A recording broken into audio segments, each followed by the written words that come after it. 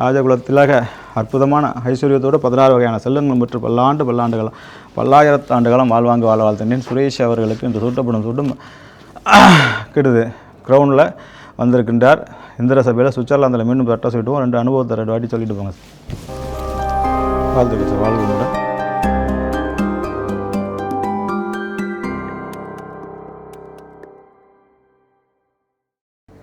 வணக்கம். நம்ம இன்றைக்கி வாங்கியிருக்க தீட்சை வந்து போன தடவை வாங்கின தீட்சை வேறு மாதிரி, இந்த தடவை வந்து ராகுகேதுக்குள்ளே தீட்சை வாங்க வந்தோம். நான் எதிர்பார்க்கவே இல்லை இந்த மாதிரி எவ்வளோ பெரிய அற்புதங்களான அந்த தீட்சை கிடச்சிருக்குன்னு.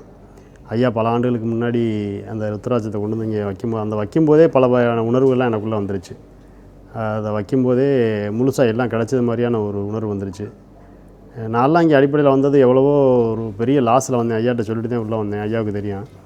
ஆனால் இன்றைக்கி அதுக்கான ஒவ்வொரு ஸ்டெப்பாக ஒவ்வொரு ஸ்டெப்பாக ஐயாட்ட வந்து பார்த்ததுலேருந்தே எனக்கு ஒவ்வொரு நாள் மாற்றம் ஆரம்பிச்சிருன்னு வச்சிங்களேன். மாற்ற ஆரம்பிச்சிருச்சு. இப்போ நான் இழப்பில் இருந்தாலும் அதுக்கான ஒரு ஃபீல் கூட என்கிட்ட கிடையாது. சுத்தமாக நான் இப்படி இருக்கேன்ற ஃபீல் கூட என்கிட்ட இல்லை. அந்த மனநிலைக்கு வந்துட்டேன். இன்றைக்கெல்லாம் வரும்போதெல்லாம் அவ்வளவு சந்தோஷமாக இருக்கிறேன். ஸோ இன்னும் கூடிய சீக்கிரத்தில் நான் எதிர்பார்த்த 1000 கோடி ரீச் பண்ண போகிறேன். ஐயா சொன்ன மாதிரி அடுத்த பட்டாபிஷேகம் சுவிட்சர்லாந்தில் கண்டிப்பாக இந்திரா பட்டாபிஷேகம் ஐயாட்ட நடக்க போகுது.